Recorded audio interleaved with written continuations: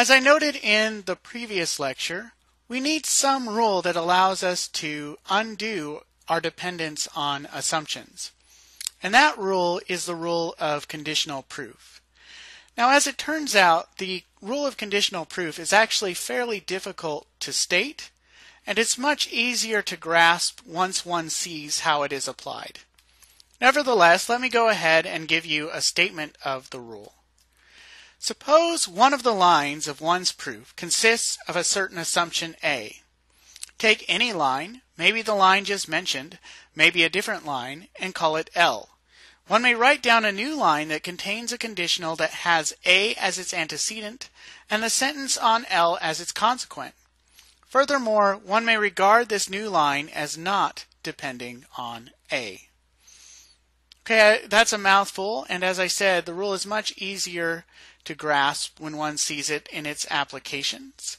So let's go ahead and look at an application of the rule. So here is the problem that gave us a lot of trouble in the last part of the lecture. We want to prove that this sequent, therefore if P then P, is valid. And in the last lecture we had a couple of false starts, but let's actually prove this sequent in earnest now. We now actually have the tools that will enable us to do that. So we have no premises, so to get started we have to use the rule of assumption. We're trying to prove a conditional here, and in general when one is trying to prove a conditional, a good rule of thumb is to assume the antecedent of the conditional and try to derive the consequent. So the antecedent of this conditional, if P then P, is P. So I'm going to go ahead and assume P. So I write down a line that contains P. I note that I get this via the rule of assumption. And over to the left of this line here, I need to write down a 1 to indicate that what occurs on line 1 consists of or depends on an assumption made on line 1. Okay, now as I said, when one is trying to prove a conditional, it's a good idea to assume the antecedent and then try to derive the consequent. But in this case, the antecedent of this conditional is identical to the consequent of this conditional. The consequent of this conditional is P, and the antecedent of this conditional is P. So we already have both the antecedent and the consequent of this conditional in one line. Now what the rule of conditional proof allows us to do is eliminate or discharge our assumption by taking it and making it the antecedent of a conditional that has what occurs on a line of the proof as its consequent. So what the rule of conditional proof allows us to do here is this. If P, then P. What I've done is taken the assumption that occurs on line 1 and made it the antecedent of a conditional on line 2. I've also taken the rule of conditional proof and applied it to line 1 and made what occurs on line 1 the consequent of this conditional, and that gives me if P then P. And I note that I get this by applying the rule of conditional proof to line 1 twice over. Note that there are 2 1s in front of my representation of the fact that I get this by way of conditional proof. And the reason there are 2 1s here is that technically the rule of conditional proof is a 2-line rule. But in this case what I've done is I've applied it to line 1 twice. So now we have it. We have managed to successfully prove our sequent. Now you may not yet quite grasp how the rule of conditional proof works, and this is something of a strange example. So let's look at a few more examples to help you get a grip on this rule. So here's another example. P, therefore if Q then P. Now it turns out that this sequent is also valid, and the rules that we now have allow us to prove that it is valid. So at least in this case, we know how to start. We start out by writing down our premises. So I went ahead and wrote down the one premise that I have, P. But of course, that premise by itself doesn't do much for us. There's not much we can do just with this line. Okay, so what should we do next? Well, we have a conditional here. If Q, then P. And as I noted beforehand, it's a good rule of thumb that when one is trying to prove a conditional, one should assume the antecedent of that conditional and try to derive the consequent. So I'm going to go ahead and assume the antecedent of the conditional I'm trying to prove, if Q then P. Its antecedent is Q. I note that I'm writing down this line via the rule of assumption. And over to the left here, I have to note that this line consists of or depends on an assumption made on line 2. Okay, now I've made the assumption Q. I've assumed the antecedent of the conditional I'm trying to prove, and I want to derive the consequent. Except in this case, I don't actually have to go any further because I already have the consequent of this conditional. It occurs on line 1. So my next step, now that I have the consequent of this conditional, is to discharge the assumption that I made on line 2. I discharge that assumption by using the rule of conditional proof. So here's how it goes. I discharge the assumption by taking the assumption that I made on line 2 and making it the antecedent of this conditional. And I make the consequent what occurs on line 1.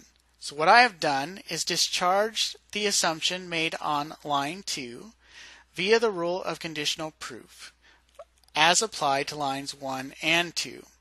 The assumption gets discharged by being made the antecedent of the conditional that occurs on line 3. The other line that I applied the line of conditional proof to, namely line 1, gives me the consequent of that conditional. And notice that I'm not going to write anything to the left of line 3. The reason I'm not going to write anything to the left of line 3 is by applying the rule of conditional proof, I may regard myself as no longer being dependent on the assumption made on line 2. I have eliminated my dependence on that assumption or discharged that assumption. Okay, let's look at a more complicated example. So consider this sequent, if P then Q, if Q then R, therefore if P then R. This is an instance of an argument pattern, or this is the argument pattern known as hypothetical syllogism. It is a valid argument pattern, and our rules allow us to prove that it is a valid argument pattern. So we start out as always, except when we have no premises, we start out as always by writing down our premises. So let's go ahead and do that. Now I need to think about what to do next. Well, I want to prove a conditional. Our rule of thumb is that when we want to prove a conditional, we assume the antecedent of that conditional and try to derive the consequent. So since my conditional that I want to prove is if P then R, I'm going to go ahead and assume its antecedent, which is P. I get this line via the rule of assumption. And I need to note to the left here that this line consists of or depends on an assumption made on line 3. Okay, now my goal is to get R. I'm not yet in a position to get R. I'm not in a position really to do much of anything at this point, but one thing I can do, pretty much the only reasonable thing that I can do at this point, is apply the rule modus ponens. I note that on line 1 I have a conditional if P then Q, and on line 3 I have the antecedent of that conditional P, so I can go ahead and apply the rule of modus ponens to lines 1 and 3 to get Q. And I get that, as I said, by applying modus ponens to lines 1 and 3. Okay, but I use line 3 in this inference, and since I use line 3, and since line 3 depends on or consists of an assumption made on line 3, I need to note here to the left of line 4 that I'm depending on an assumption made on line 3. Okay, so I need to always keep in mind my goal. My subsidiary goal at this point is to get R. I've assumed P, and now I'm trying to get R. Can I do that? Yes, I can do that because I note that on line 2 I have the conditional if Q then R, and on line 4 I have the antecedent of that conditional. So I can apply the rule modus ponens to lines 2 and 4 in order to get R. In applying that rule, I made use of line 4. Line 4 depends on an assumption made on line 3, so I need to indicate to the left of line 5 that I am depending on an assumption made on line 3. Okay, now I have accomplished my subsidiary goal, which was to get R, which is the consequent of the conditional that I'm trying to prove. Now that I've accomplished my subsidiary goal, I need to back up and try to achieve my main goal, which is to derive the conditional if P then R. And I can do that easily at this point by applying the rule of conditional proof. So I have R on line 5. R depends on the assumption of P that was made on line 3. So I can apply the rule of conditional proof to lines 3 and 5 in order to discharge the assumption made on line 3 and get the conditional if P then R. And note, I am not going to write anything to the left of line 6 because even though I use line 3 in this application of conditional proof eliminates my dependence on the assumption made on line 3. So I'm no longer dependent on any assumptions. The final line of my proof is what I was trying to derive, so I'm now done with my proof. Okay, so that was an introduction to the rule of conditional proof. Mastering this rule is going to take perhaps a little bit of practice, so I've assigned you some exercises from your book in which you'll have the opportunity to practice applying this rule, and then I will go over those exercises with you in a debriefing video once you have submitted them.